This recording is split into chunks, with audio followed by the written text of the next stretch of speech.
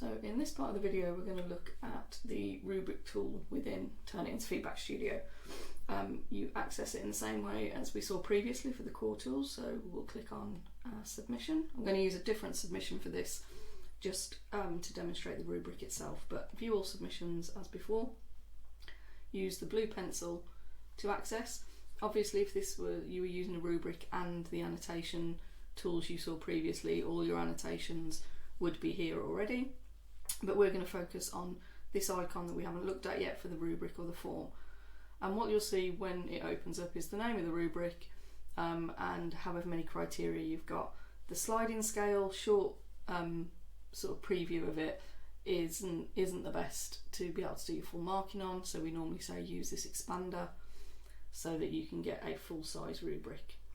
Now obviously if you've got two screens you can have this on a different screen, or you can snap so that you've got the rubric on one side and the essay here.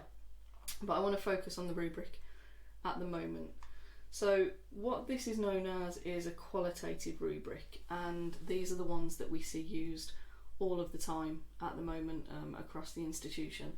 And the qualitative rubric means there's no score attached to any of the sort of cells that you click for any of the criteria.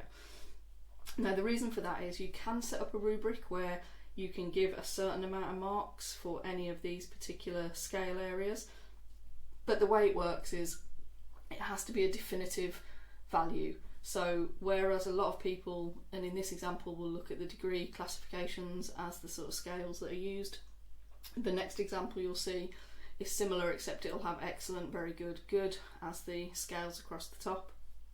But what Turnitin or Moodle rubrics can't do is allow a range. So you can't, like, whereas we can put it in the descriptor here so that the student knows which grade boundary they're in, if we click this box we can't then say, oh, we want to give it 75.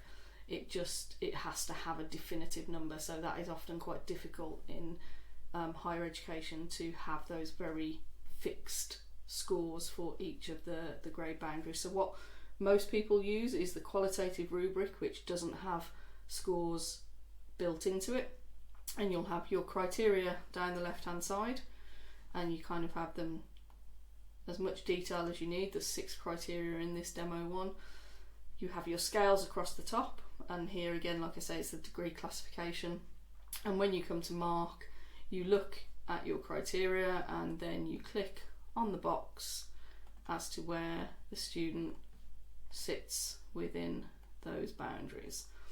And what you can then do, as we've done previously in more manual marking, is as the academic you then decide where within these two ranges the overall score will sit, and that's what you would then put in your score up here. But as far as the rubric goes, it's a visual indicator for the students that where they sit within the boundaries. Now obviously if you wanted to give scores within the criteria, you can't do it within the rubric. As I say, the rubric is simply a visual representation of the descriptors and the scale, so we'll close that because it's done its job. If you wanted to give more detailed feedback per criteria, then we often have people who will say, right, criterion 1, and they would give a score. So if they said that you know, whether they're using a score out of 25 or they're giving it a percentage, they would put whatever indicator there. Criteria 1, criterion 2 is 15 out of 25, and so on. And so you have to use the feedback summary part if you want to give more detailed feedback on the qualitative rubric. So if your rubric doesn't fit into being able to have a very fixed score for each criteria and you want it to be more flexible, as the example I've just shown, then you can use the feedback summary for criteria based marking and your overall comments.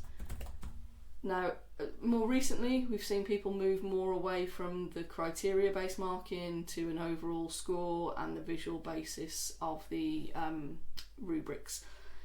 Obviously today in the video I'm just showing you the ones that are used the most at the moment in the university, and that's the qualitative ones I've shown you. the qualitative one, sorry, I just showed you, and the one I'll show you in a second is showing the same thing but with a slightly different scale at the top, but the principle is the same. So I'll go and show that now so that you can see. So if we close the tab down, sometimes if you come out quite quickly, it will leave this message. You can cancel it, just make sure you've clicked out of your boxes and close it again, and then you'll see you're back here.